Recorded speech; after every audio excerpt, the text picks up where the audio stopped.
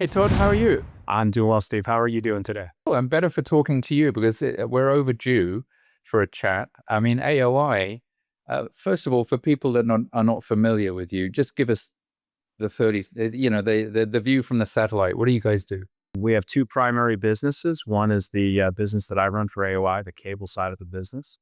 And, we supply HFC equipment to cable providers that are doing their upgrades, readying for DOCSIS 4.0 and higher bandwidths. And then the other side of our business, which has been in the news a lot lately, is the part that does optics for data centers. But the business isn't new, but it just seems like it's at a point where the market's coming to meet you, as it were. Is that accurate? It's exciting to see, the upgrades happening on both the downstream and upstream for the cable providers. We've always supplied, a lot of optics, but when you see the number of hyperscalers that are just making massive investments in the space, I mean, what's at the core of your success? it's innovation, right? On what we're talking about on the cable side of our business. When you talk about hardware, people have been doing this for years, right? I think what really changed the game this time is we did something that I've seen the industry trying to do for 40 plus years.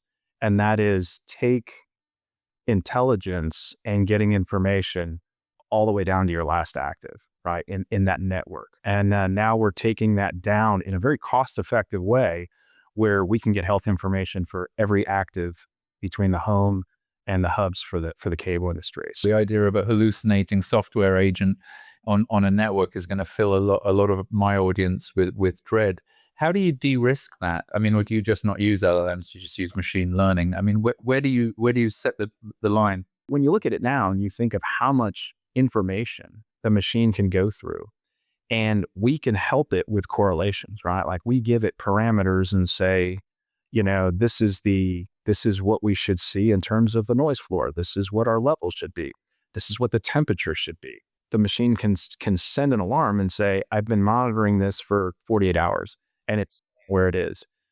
My history of logs would tell me when this happens, something's not seated right and it's not dissipating heat, or we have a power problem. This type of ML and AI now allows to not have to take a plethora of analysts and can sort through this data and look for anomalies. And then the operator can decide what those parameters are and when to alarm on it. So now we move from getting a call and going directly to the trouble source and having faster time to repair. And now we move to preventative care. Now we start to get a lot of data that says historically, when we see this, this is what the technician put in and said was the problem. And we build this database so that now AI can go through and say, hey, I'm seeing this. And all of the previous data tells me that this is what we should be looking for. Send somebody out. Machine learning is obviously incredibly powerful, but also pattern recognition is hugely powerful for people in the industry which we're in. People are thinking, well, this is gonna take jobs. And my answer to them is, no, it's letting people do the job they were actually hired to do, right? Like now, as opposed to constantly doing post-issue work, now you're doing pre-issue preventative work. Now the customer sat numbers are going up and time to repair is getting improved. And now they're working on future-looking things as opposed to in the rearview mirror on things that have already happened. Humans are absolutely the critical component of that network, but they're now being accessorized with distributed machine learning or AI of predictive capabilities. When you look at the stage we're at right now, what we've done is we've proven that we can bring all this data back to a central location.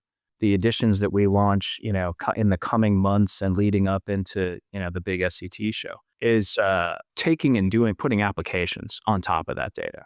And even in some cases, integrating this with some of the other people in our industry to take our data and the data they get from their solution sets and being able to overlay that and now look at the entire network and give a really good picture of everything that's going on in their network. And now it's not just sending someone out for a problem in the network. It's the proactive look at how do we improve the quality of service in the home?